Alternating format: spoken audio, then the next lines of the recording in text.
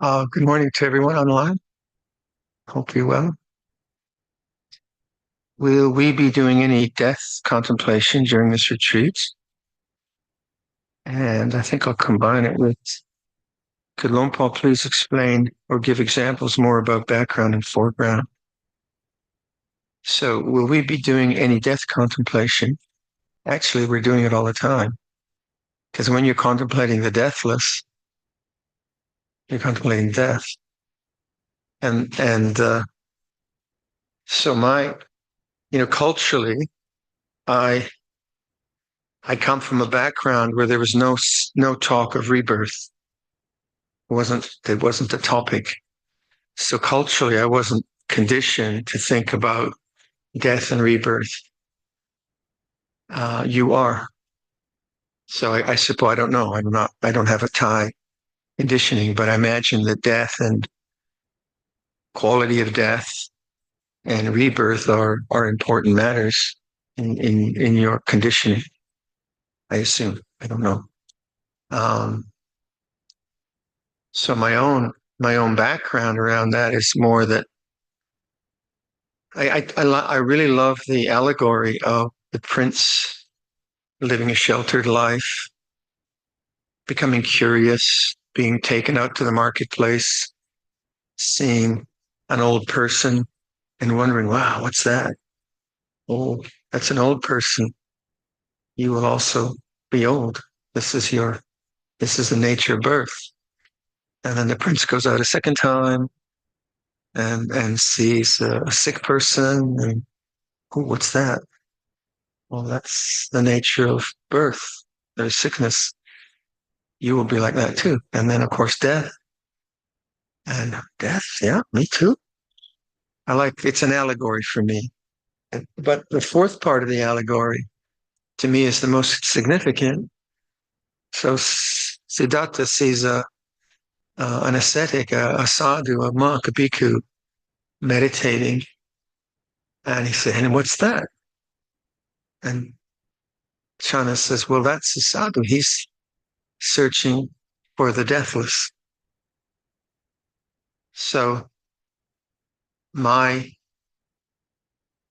my perception of Buddhism is to a great extent around that story and the motivation that the Bodhisattva has for his renunciation. So the Bodhisattva he's not a loser. He's not depressed, right? He's successful. He's powerful. He has everything that worldly dharmas could offer. And yet he has a doubting mind. And it's not the doubt of, it's like a deep, deep, deep curiosity about existence, meaning, things like that. And I certainly had that as a young guy. And I could relate to that sense. Well, kind of live in a pretty wealthy society, but there must be more. So I've always had a sense of otherness. There must be more than just the usual things society promotes in terms of sense experience. So that story speaks to me. And so how I like to talk about the project, the Buddhist project. And it seems to me that the Bodhisattva's project then was then the discovery of the deathless, because he saw what death was about. Now, when I was a young monk, I would go to Siriraj Hospital, and I'd have to be in Bangkok for visas or something, maybe once a year. And then I would go to the hospital, and the hospital had a facility for bhikkhus to observe autopsies. And so then I'd go and watch autopsies, which were very powerful experiences. And so Marananusati, the contemplation of death, is quite often used to cool the passions, to cool raga. It's used in that way. So if a monk is very lustful and very very worldly and has a lot of worldly energy, then it might be recommended he does some kind of asubhagamatana, so some kind of marananusati, just to cool things down. you know, the whole sense experience isn't that great because death is around the corner. So it's used that way. But the larger project for me is not just cooling the mind, but actually realizing um, Nibbana, Nibbana Sutta, and so on. So that was my so like I'd go to the autopsy in Sri Raj and my mind would be cooled down again, but then it would heat up again. This is the nature of it. So I kind of saw what it was doing, but I wasn't really interested in that. I was interested in this other. What's this teaching mean by the deathless? And that's why Luangpor Sumedho's teaching appeals to me, and Nibbana Sutta, and all those things. But if you contemplate it that way, then actually we're always contemplating death, because we're contemplating that which is beyond birth and death, that which is beyond anicca dukkha anatta. So anicca dukkha anatta is saying, maybe going to the person's question about background and foreground, anicca dukkha anatta is pointing to the foreground. The khandhas say that's the way we talk, the five khandhas, or sense experience, or all sights and sounds and tastes and smells, bodily feelings, mental formations, all the programming, the like, the dislike, the shame, the joy, the glory, the pain, the projects, the family, the internet, politicians, what we say, the whole 9 yards in English, is anicca dukkha anatta. So that's the world, the whole thing, all experience is anicca dukkha anatta. And that's the foreground. And the teaching is saying, well, if you are always engaged in the foreground, and you have to be much of the time, undoubtedly, it's not rejecting sense experience, it's actually living skillfully within it. But if you are always preoccupied with sense experience, just by the definition of preoccupation, you're not available to that which is beyond sense experience, which is the unconditioned, the unformed, the unoriginated, the unmade. And how do you come to that kind of consideration? You begin to try to witness the changing nature of experience rather than pursuing pleasure and running away from pain, the Vedana of pleasure and pain. So you begin to practice non-attachment, non-preoccupation with the foreground. And that begins to bring you the intuition, well, actually, there's something going on, or can't even say something going on. For this foreground to take place, there must be a space, a conscious space for this to take place. And that is true. If there was only sound and there was only sight, how would I know the difference? It would be like a congealed mass. And sight cannot know sound. Then what is it that knows sight or sound? And that's witness, awareness, sati sampajanya, many languages we use, conscious space, if you will. And what is that?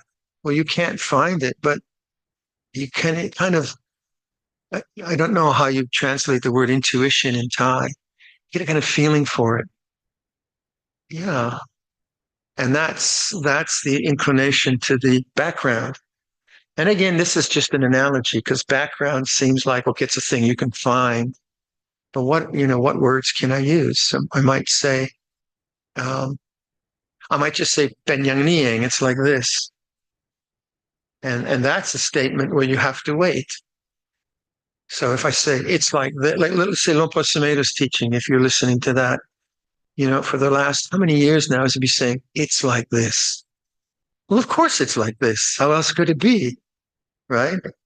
But that's not the point. It's not the quality of it's like this. It's the knowing, which is silent. So when I hear him say it's like this, then I say that, and then I wait. And then I notice that sound is changing. I can feel my finger rubbing my finger. But what knows that? And that's the background. And so, I know a lot of people don't get what I'm talking about sometimes, but that's why say Luangpor Dun's teaching of the mind going out is the cause. The result of the mind going out is suffering. The mind knowing the mind is the path. The result of the mind knowing the mind is the end of suffering. Now, if you don't understand that, you think, well, what's wrong with having a cup of tea? Or what's wrong with just putting the air conditioner on? Then you just kind of perceive it as like it's bad to be participating in sense experience. But that's not the point of it. We will always participate in sense experience because we are beings, we're embodied. We have to. You have to have a shower or no one's going to like you. You have to brush your teeth. You're going to get dental decay and you have to feed the body and you have to enjoy yourself. You can't just live a kind of heavy life of kind of repression. But is that all there is? And I think that's the point, that there is the sense of otherness, of silence, of space. And I had those intuitions as a kid. And so I was always curious about what was that? And it was never like something I could reproduce through sense experience. And then it would come again. What's that? And that's the kind of, we would say, the spiritual impulse we have as humans, that intuition or whatever you have. And that's been important to me. So then when the teaching of the unconditioned, the unborn, I said, well, that's interesting. And so then rebirth has never been interesting for me. I just reckon that I think I've lived a good life. And if rebirth works according to the laws of karma, I'm probably okay. But if it doesn't, then what does it matter? If it's a whole, if this whole package is wrong, what does it matter? And if there is no rebirth, what does it matter? So for me, that's always never been a very important question. But I have lived a good life. So if I hadn't lived a good life, maybe now I think, oh my God, rebirth. I shouldn't have done that. Oh, I'm in trouble. I'm just going to get whacked next lifetime. I mean, it might happen. I don't know. But for me, that's not a question. The question is what is not born and which does not die. So my constant contemplation actually involves death, but it's not about death. It's the Buddha's realization of the unconditioned. And that's, to me, that's what his renunciation was about. And that's why, for me, all the other teachings must somehow serve that insight. Wouldn't that just be logical? If he has a realization, there is the unborn, the unmade, the unformed, the unmanufactured. If there were not that, there would be no escape from the born, the made, the created. So that's his realization. It's not a theory. He's not coming from abstract philosophy. He says, this is true. And if this were not true, there'd be no escape. So it seems to me that everything must be serving that insight. Part of then the service to that insight is a good society, that we live together in a way where we're not afraid of each other, when we're not concerned that someone's going to steal my clock, or that that I'll be thrown in prison because I'm not a Buddhist or something like that. So there is the social nature of our life, and that's the foreground. Dana, sila, social response, all of that is the foreground. So we live in the foreground as individuals with different character and different personality, and we try to do that well and to best our ability. And that brings a certain amount of goodness into our lives, which then becomes a stable platform for understanding the deeper parts. But if we are only involved in social activism, or doing good, we can get burnt out. You can get very tired being a good person. So it's not about not being a good person, but it's taking that extra dimension. So what is the background? What is it that makes this possible? What does it make possible that I can hear sound? You could say ears. Yeah. You could say the body. So is awareness in the body? That would mean when you die, black hole, finito, nothing. That's materialism. That's what materialism believes, that consciousness is a physical phenomena. The consciousness is an epiphenomena of the brain. That's called materialism. So then, I know there's certain members of my family believe that. Uh, then, okay, we'll find out. And if there's a black hole, you don't have to worry about it. There'll be no one there to say, oh, I got ripped off. But Buddhism would say that materialism is not true. That the body takes place in consciousness, in awareness, that sense experiences in awareness rather than awareness is in the head.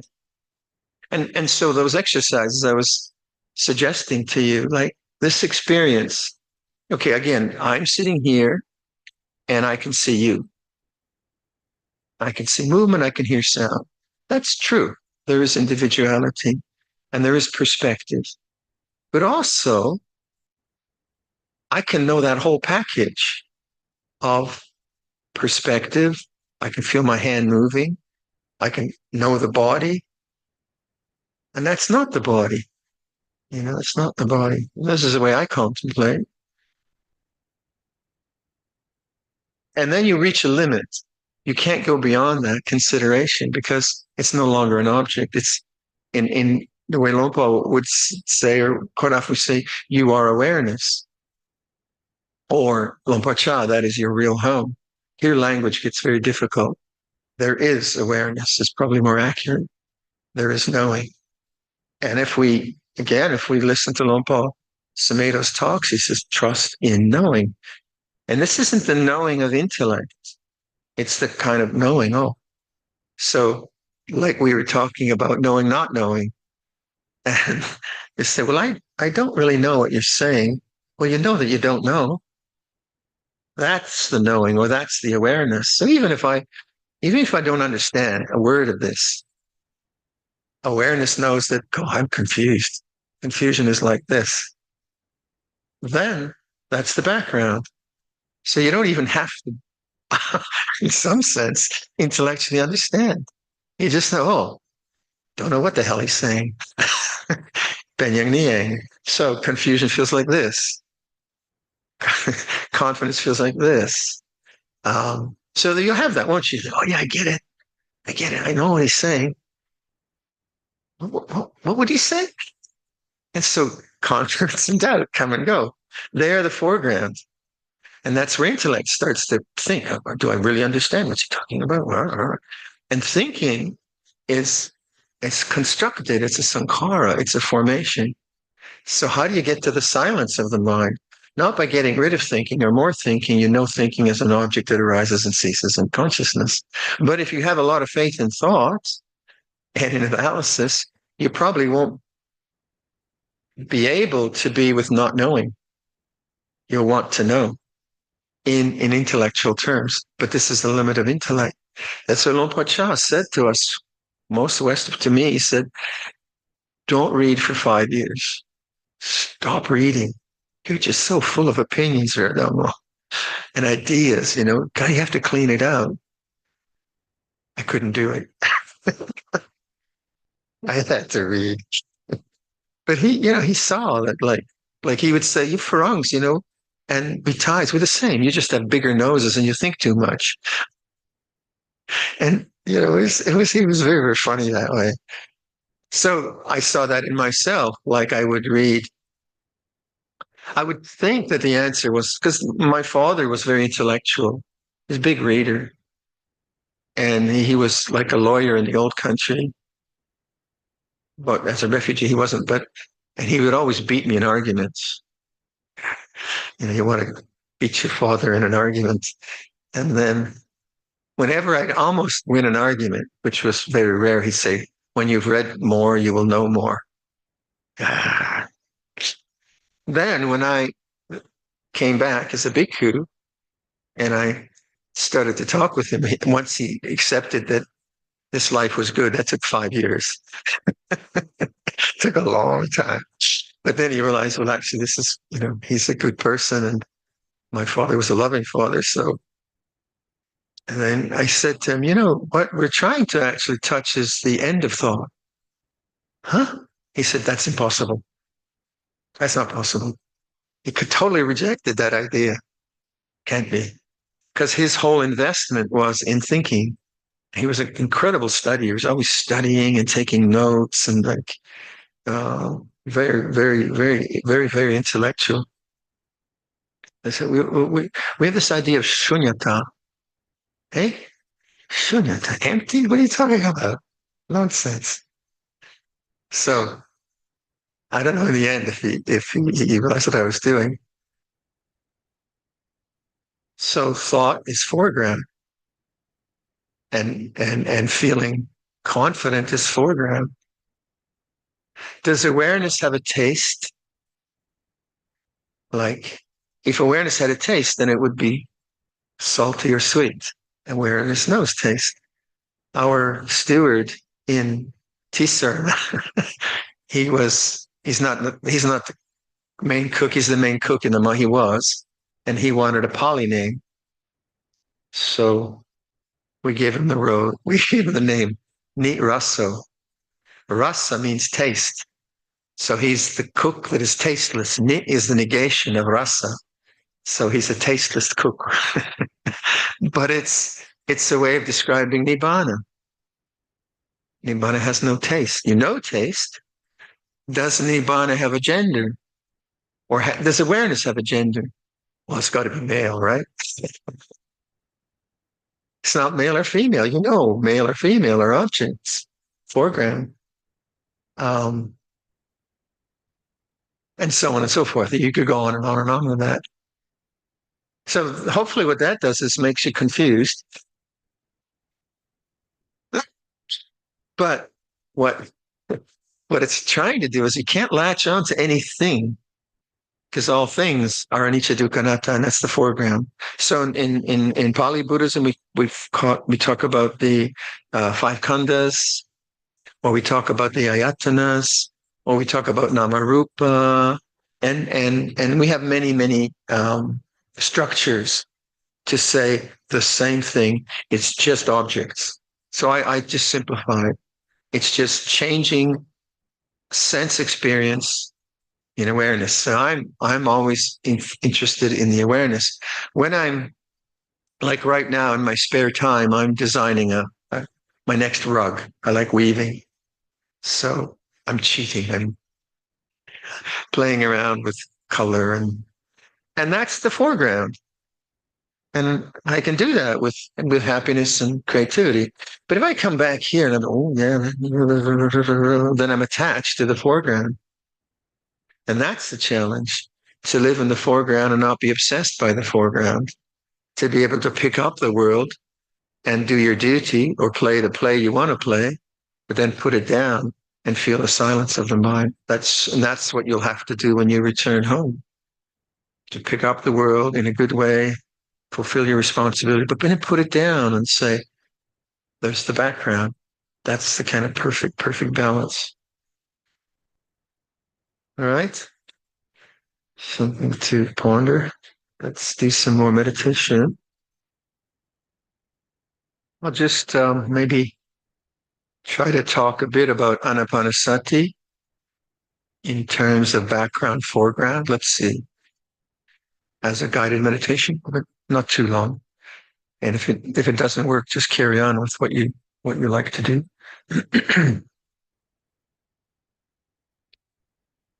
Awakening to the way things are. So it's like this.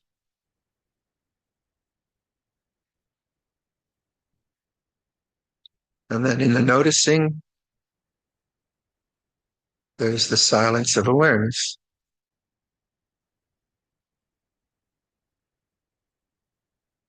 Very simple. Listen to sound.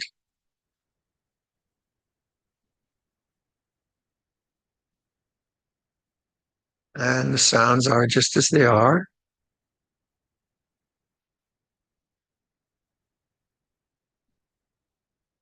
And there's the silent witness.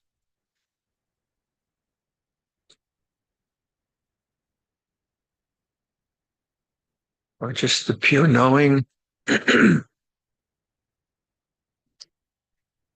pure awareness.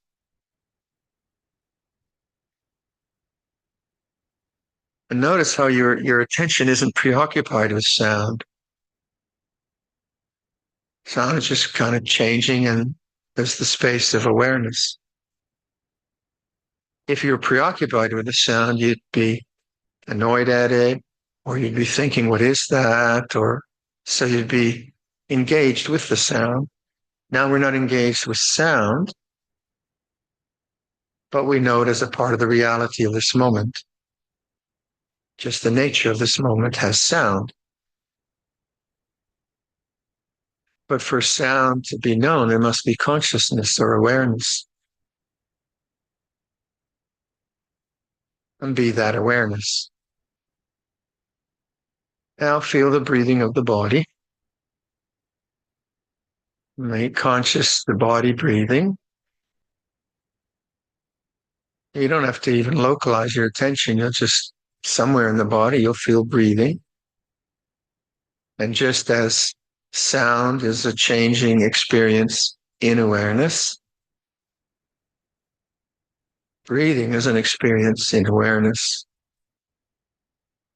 Awareness contains both.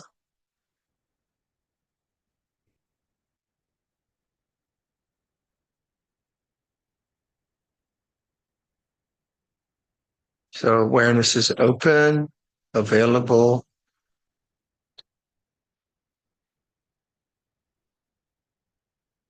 Now sustain that open availability for one in-breath. And then knowing for one out-breath. And if you can, have a sense of kindness in your awareness.